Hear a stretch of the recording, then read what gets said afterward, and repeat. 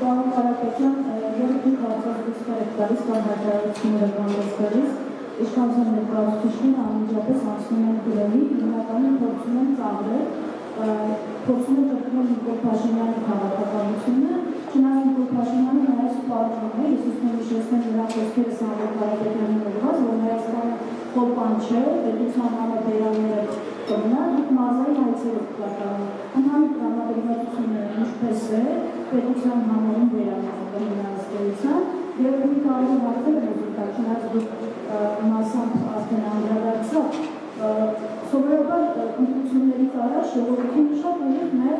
խաբում են ու հետո ինքը սուրպրիզներ են դնում։ Հիմա կարող է ձեր պարագայում ու հանկարծ կարծրի, որ Ռոբերտ Քոչարյանը ձեր միջոցով հավաքում է կրկին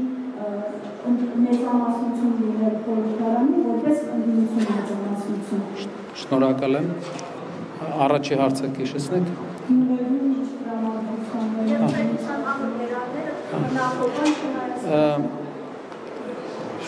Ինձ միշտ զարմացրել է աշխատանքային ժամերին, ինչով են զբաղված մեր պաշտոնյաները, որովհետև ես մասնավորի մեջ եմ եղել միշտ ու հավատացեք աշխատանքային ժամերին այնքան ժամանակ չեմ ունեցել, որ կոմենտ գրեմ առավոտից իրիկուն ինչ-որ ընդդիմությանը լսեմ ու կոմենտ գրեմ։ Իշխանության ղեկը իրենց ձեռքն է։ Եթե թող ընդդիմությանը մոռանան, իրենք զբաղվեն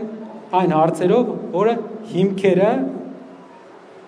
ընդդիմության բոլոր հիմքերը կզրոյացնի, այսինքն զբաղվեն երկրի բարեկեցությամբ, գյուղատնտեսությամբ, հազար ուրիշ հարցերով։ Facebook-ից դուրս գան, զբաղվեն գործով, այնպիսի տպավորություն է, որ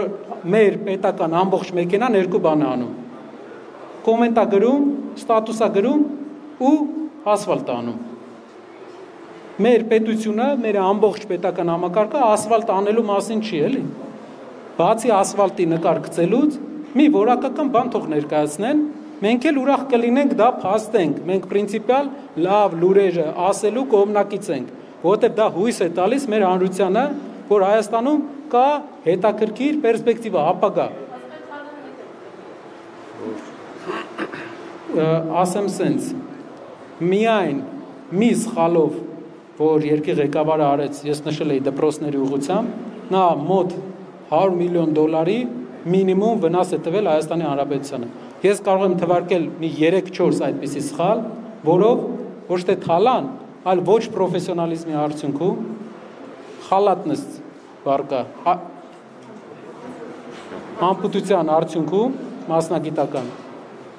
հնարավոր է եղել կորցնել ավելի մեծ գումարներ։ Ինչ վերաբերվում է թալանը հետ բերելուն, թող բերեն, մենք ուրախ ենք, թող հետ բերեն, ինչքան կարան, թող հետ բերեն թալանը։